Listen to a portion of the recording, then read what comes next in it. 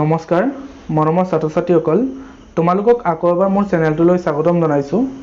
মৰমৰ ছাত্ৰ-ছাত্ৰীসকল যিসকল ছাত্ৰ-ছাত্ৰীয়ে এইবাৰ HSLC 2024ত HSLC এক্সাম দিছিলা আৰু HSLC এক্সামত উত্তীৰ্ণ হৈ তোমালোকে যদি HS ফাৰ্ষ্ট ইয়াৰৰ কাৰণে আবেদন কৰিছা, অনলাইন আবেদন কৰিছিলা আৰু তোমালোকৰ অনলাইন আবেদন কৰাৰ পাছত তোমালোকৰ মেৰিট লিষ্ট অৰ্থাৎ তোমালোকৰ সিলেকশন লিষ্ট কেতিয়া ওলাব আৰু কেই তাৰিখে ওলাব আৰু কেনেকৈ কৰিব তোমালোকে কেনেকৈ জানিব পাৰিবা আজি এইটো ভিডিঅ'ত সবিশেষ আলোচনা কৰিম।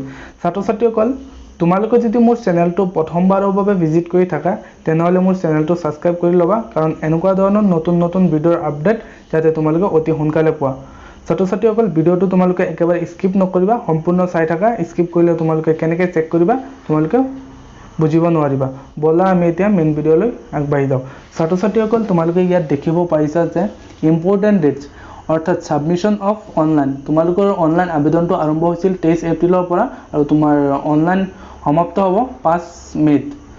ইয়াৰ ভিতৰতে অৰ্থাৎ তোমালোকৰ 2-3 তাৰিখে তোমালোকৰ সিলেকশন মেৰিট লিষ্টটো ওলাই যাব। অৰ্থাৎ প্ৰথম পৰ্যায়ত যিসকল ছাত্ৰ-ছাত্ৰী সিলেকশন হ'বা বিদ্যালয়ৰ পৰা সেইসকল ছাত্ৰ-ছাত্ৰীৰ মেৰিট লিষ্ট ওলাই যাব আৰু ৱেটিং লিষ্টটো তোমালোকৰ ওলাব। অৰ্থাৎ 4-5 তাৰিখে তোমালোকৰ মেৰিট লিষ্টটো ওলাই যাব। তোমালোকে বিদ্যালয়ত যোগাযোগ কৰিবা, অৰ্থাৎ তোমালোকে ক'ত অনলাইন আবেদন কৰিছিলা সেইটো দোকানত বা তোমালোকে কোনটো বিদ্যালয়ত কৰিছিলা তোমালোকে যোগাযোগ কৰিবা। যোগাযোগ কৰাৰ পাছত তোমালোকে জানিব পাৰিবা যে তোমালোকে সিলেকশন হৈছে নে নাই, অৰ্থাৎ ৱেটিং লিষ্টত আছে নে নাই তোমালোকে সবিশেষ জানিব পাৰিবা। ছাত্ৰ-ছাত্ৰীসকল আজি এইখিনি আছিল এইটো ভিডিঅ'ত আলোচনা কৰিবলগীয়া কথা। তোমালোকে যদি ভিডিঅ'টো ভাল লাগে তেনেহলে মোৰ চেনেলটো ভিডিঅ'টিত এটি লাইক কৰিবা। তোমালোকৰ এটি লাগে মোক ভিডিঅ' বনাবলৈ উৎসাহিত কৰে আৰু তোমালোকৰ বন্ধুবৰ্গলৈ শ্বেয়াৰ কৰিবা। ধন্যবাদ।